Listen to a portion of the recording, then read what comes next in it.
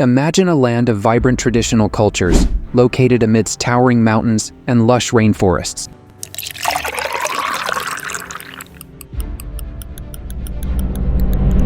San Cristóbal de las Casas in Chiapas, Mexico, is a place of breathtaking beauty.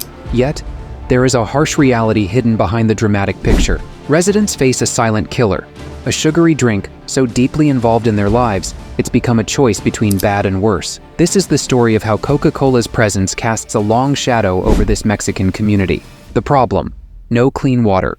San Cristóbal boasts stunning landscapes, but its residents struggle to find clean drinking water. The tap water is heavily chlorinated, leaving an unpleasant taste and raising concerns about long-term health effects. Bottled water exists, but it's a luxury many families can't afford. The real shocker? Coca-Cola is often cheaper and more readily available than clean drinking water. This situation isn't new. According to a 2018 report by Agua para Todos, a Mexican nonprofit focused on water access, San Cristóbal has faced water scarcity issues for decades. The report cites a growing population and aging infrastructure as contributing factors. Where'd the water go? San Cristóbal has abundant rain and rivers, but there is a lack of clean drinking water for residents. The real culprit? A Coca-Cola bottling plant operating since 1994 pumps millions of liters of groundwater daily. This is enough for over 4.6 liters per person per day, a significant chunk for a city of 216,000. Environmental groups and residents blame the factory for the water shortage. Critics point to the lack of investment in infrastructure, sewage treatment, and deforestation as contributing factors. While these issues are real, San Cristóbal still sits above a vast groundwater reserve. The question remains, why can't residents access this water pumped by Coca-Cola? The National Water Authority, CONAGUA, renewed the factory's license in 2005, despite existing water problems. Activists and the city council have called for revoking the license, but CONAGUA claims the city has alternative sources, like rivers and springs. This ignores the pollution caused by untreated sewage dumped into these very sources. Coca-Cola, on its now offline website, claims it planted trees and built water infrastructure to help. However, this doesn't replace the millions of liters it extracts daily. Why so much? Mexico holds the unbelieving title of the world's top consumer of soft drinks, and Coca-Cola controls over half of that market. While the bottling plant plays a role, cultural factors contribute too. Since the 1970s, aggressive marketing campaigns have solidified Coca-Cola's dominance. The 1968 Olympics sponsorship, coupled with catchy commercials, fueled brand recognition. The North American Free Trade Agreement in 1994 further boosted Coca-Cola's affordability, leading to a sales explosion. But Chiapas holds a special place in Coca-Cola's strategy. Since the 1960s, targeted marketing campaigns wooed the indigenous population. Ads often had religious undertones, portraying Coca-Cola as a part of their traditions. Dr. Jaime Page Pliego, an ethnomedical scientist, highlights Coca-Cola-sponsored signs featuring indigenous models in traditional clothing. These tactics raise questions about cultural appropriation and exploitation. With a vast network of distributors, Coca-Cola is everywhere in Chiapas.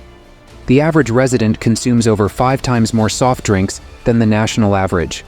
Indigenous communities, with their pre-existing genetic risk for diabetes, are particularly vulnerable. La principal causa de muerte es la diabetes.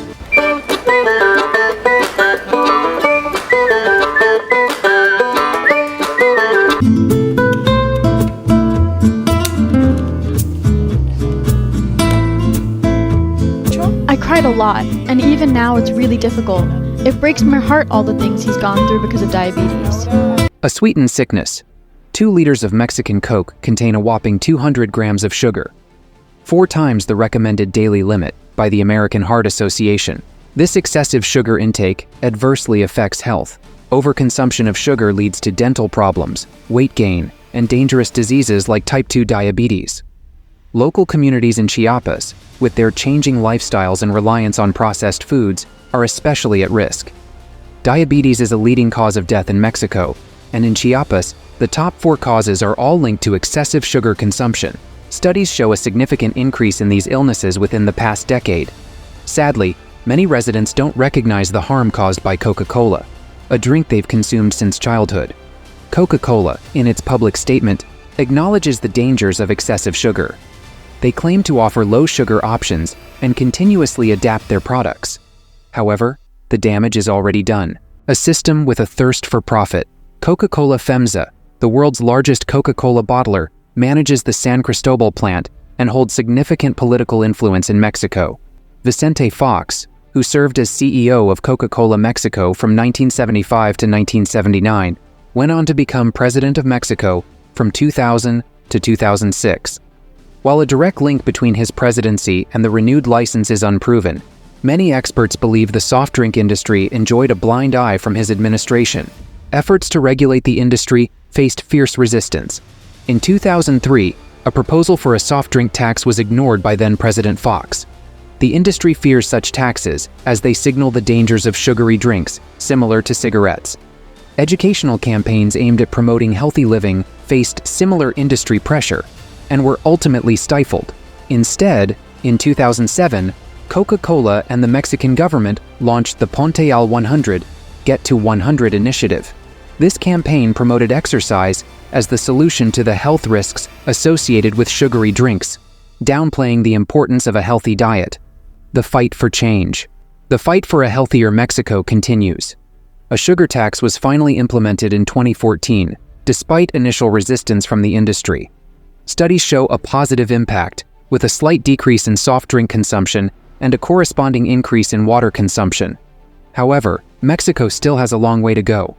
A 2020 investigation highlighted the stark reality.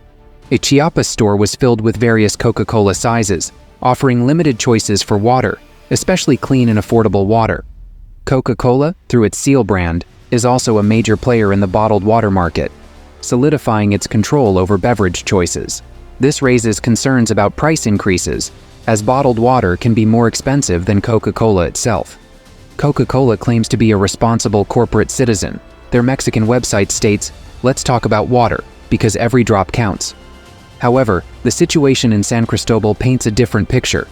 Residents are denied access to clean drinking water, a basic human right. While Coca-Cola may not be solely responsible for the water shortage, it significantly benefits from it.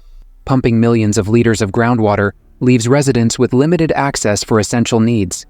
Furthermore, the company profits from selling bottled water, often more expensive than Coca-Cola. This creates a financial burden for residents already struggling with a health crisis caused by sugary drinks. The story of San Cristóbal is a stark reminder of the consequences of corporate greed. It's a fight for clean water, access to healthy choices, and ultimately, the well-being of a community. Share this story and others like it to raise awareness about the challenges communities face due to sugary drink consumption and limited access to clean water. Remember to like this video and subscribe to the channel for more videos.